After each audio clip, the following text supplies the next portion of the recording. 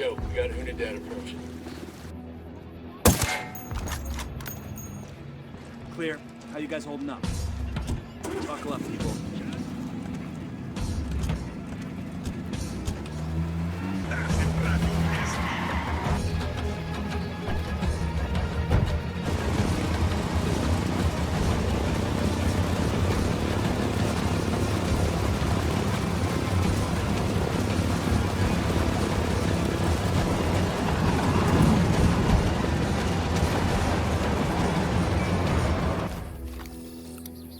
Spotted one with submachine guns. Spotting another tango. Go the alarms. Reinforcements won't be flying in. Sniper out there. They got alarms rigged up. Say the word. Enemy down.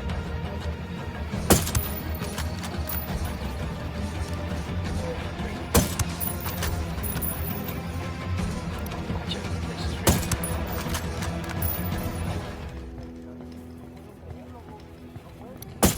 Target spotted.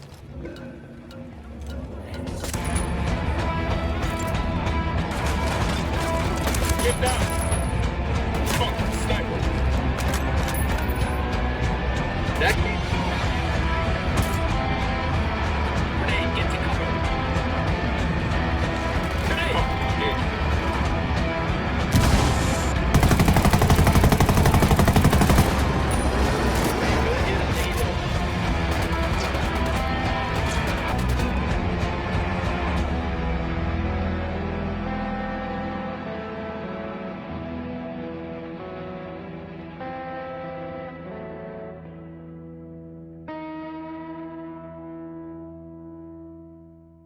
The Ghost Recon series has been incredibly popular for so long, yet Ubisoft have kind of let it slide, and it was kind of after the last two entries. Breakpoint was seen as a bit of a disaster. Microtransactions up the wazoo and some weird mechanics that just didn't quite work in the same way. But it came off the back of possibly one of the best Ghost Recon games ever made.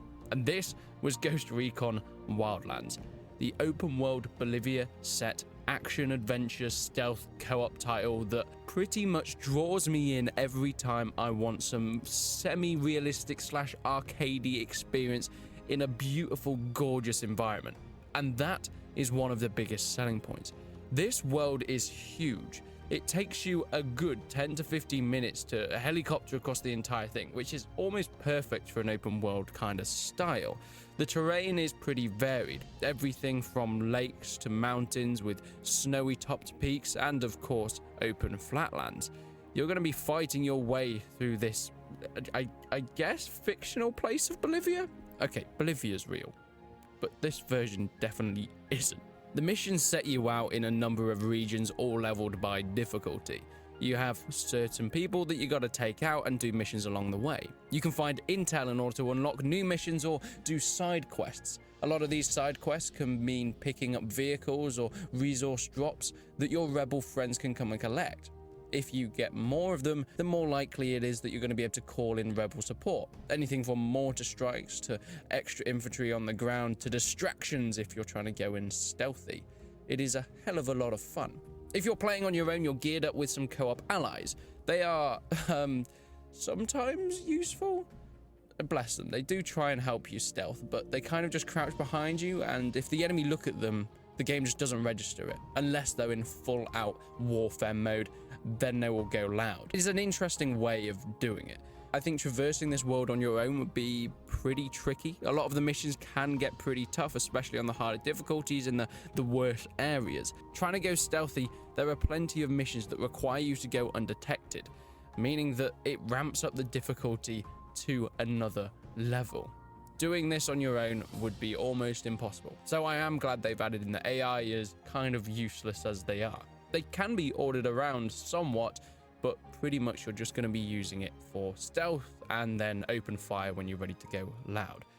The real thing is the co-op. This is the selling point for Ghost Recon Wildlands. Hopping on with a few friends, getting your loadouts ready, getting on top of mountains and sniping down enemies. You can sync shot, which is, well, kind of useful when you're playing with AI, but when you're playing with friends, it doesn't really do all that much.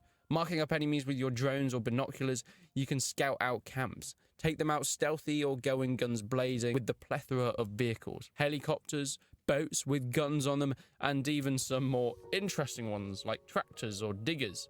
Look, if you want to get in there full force, who doesn't want to send in the digger convoy? It is the great way of attacking a base.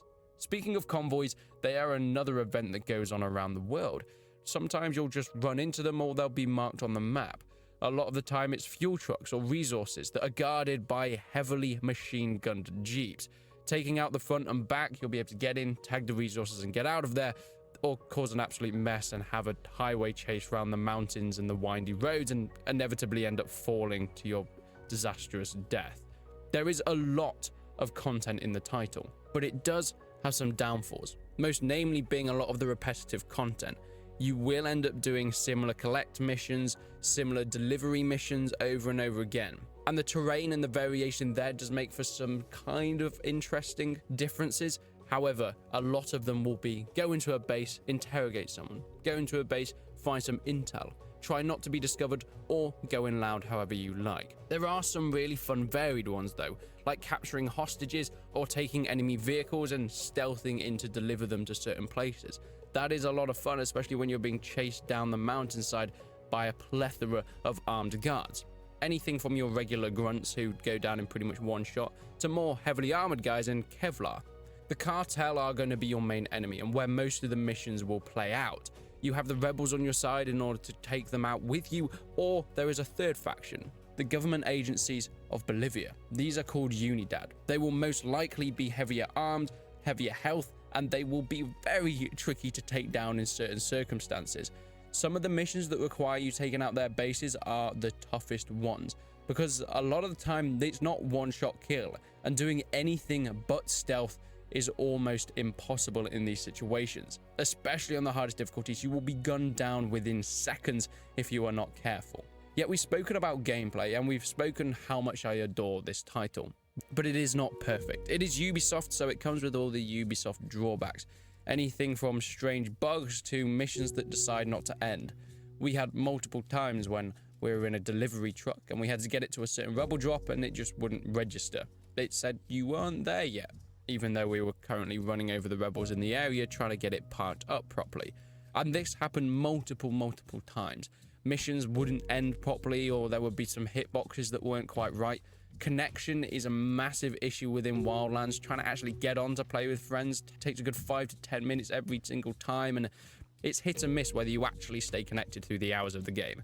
But seeing what happened to Breakpoint afterwards, I think Wildlands is probably the peak of the Ghost Recon franchise, at least for me, and one of Ubisoft's greatest games. I still go back to it time and time again, because this world, it just begs to be explored.